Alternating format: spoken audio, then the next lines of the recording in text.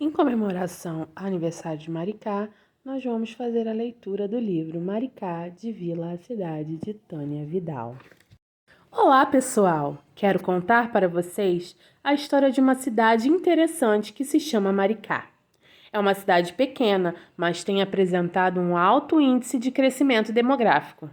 Nome difícil?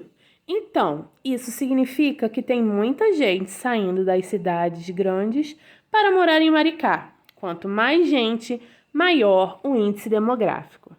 Maricá é o nome popular de uma árvore encontrada principalmente na região sudeste do Brasil.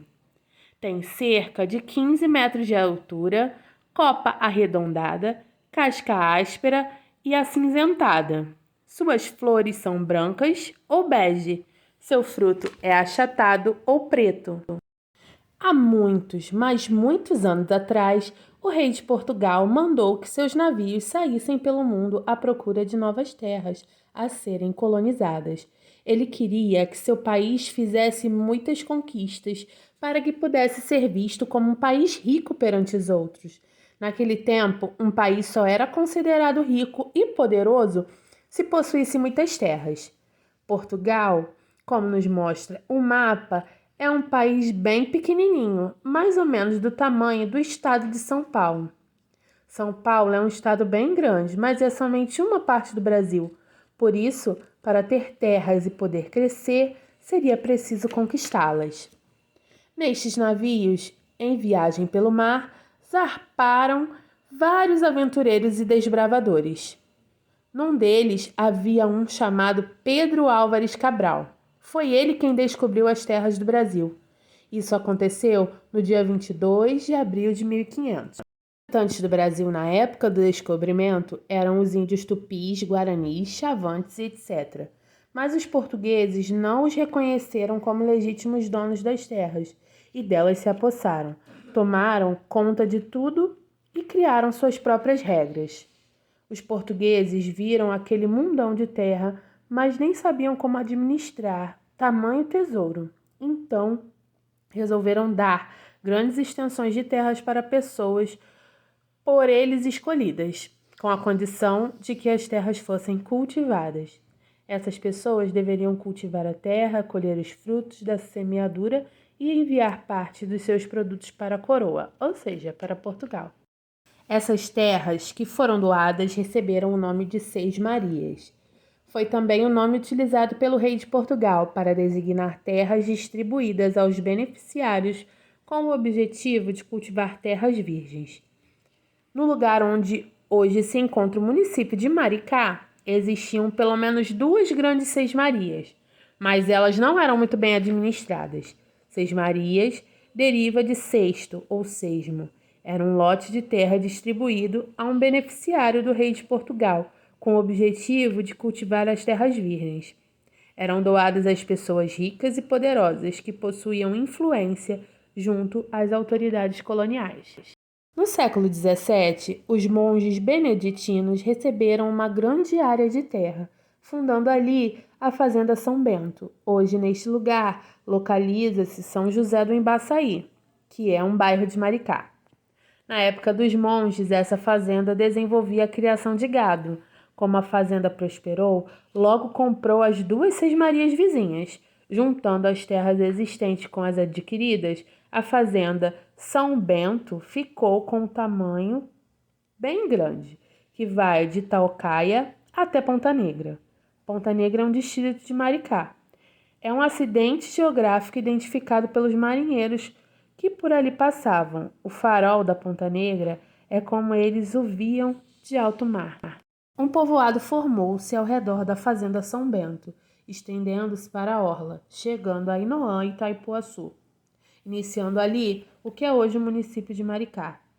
Mas como o clima no local não era muito saudável por estar próximo demais à lagoa, existiam muitos mosquitos. Como nós sabemos, os mosquitos costumam transmitir muitas doenças. E lá, febres como a malária eram muito comuns. O povoado foi se deslocando aos poucos para onde hoje se encontra a sede do município.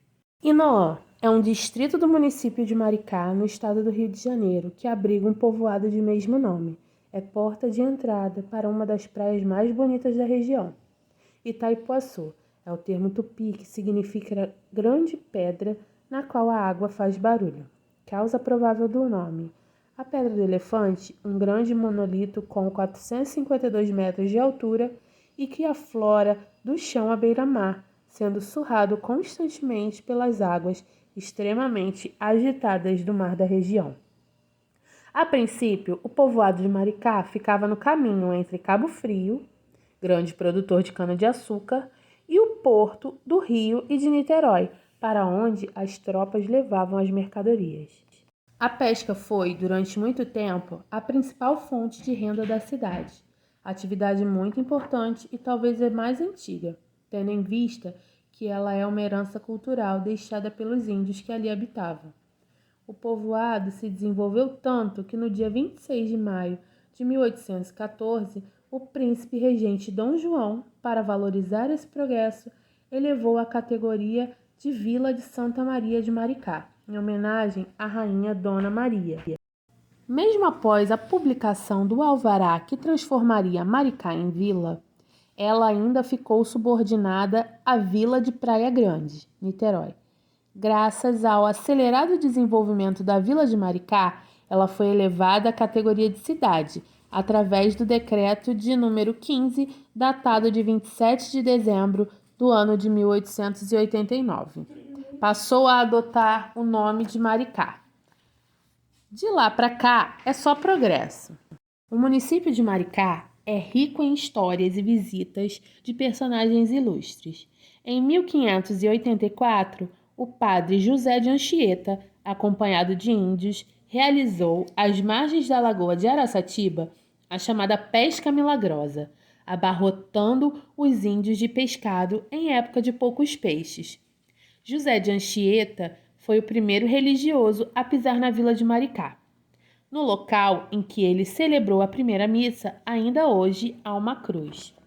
E em 1832, o naturalista e pesquisador britânico Charles Darwin e sua equipe viajaram pelo norte fluminense, subindo a Serra da Tiririca, passando pelo Itaucaia Valley e seguindo pelo território maricaense para o interior do estado.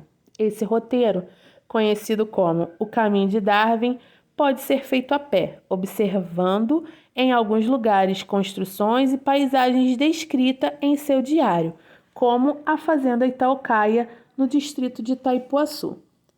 Depois destes primeiros acontecimentos tão importantes na história de Maricá, muita coisa mudou e o progresso chegou. Por isso, também queremos contar sobre a atualidade, como Maricá está hoje. Maricá é um dos municípios da região metropolitana do Rio de Janeiro. Possui uma extensão territorial de 362,477 km², dividida em 4 municípios: Maricá, Sede, Ponta Negra, Inoã e Itaipuaçu. Isso nós já vimos antes. Você sabia que, pelo censo do IBGE do ano de 2015, a cidade já possui 146.549 habitantes? O que caracteriza um município são seus símbolos. Maricá também tem os seus: bandeira, brasão. Maricá tem outros municípios próximos, vizinhos. São os municípios que fazem limite com o que estamos estudando. São eles: Niterói, São Gonçalo, Itaboraí, Tanguá e Saquarema. Principais atrações. O município de Maricá é cercado por montanhas rochosas. Possui grandes áreas de Mata Atlântica preservada e um grande complexo aquático com 6 lagoas e praias oceânicas. Com 46 quilômetros de litoral e clima tropical, os maiores destaques dessa beleza natural são as praias e pedras, como a Praia de Itaipuaçu, a Pedra do Elefante e a Pedra Furada. Mas, além destas belezas naturais, alguns pontos turísticos merecem ser visitados: a Igreja Matriz de Nossa Senhora do Amparo e o Farol de Ponta Negra. Aqui nós encerramos a leitura do nosso livro, Maricá, de Vila a Cidade, de Tânia Vidal.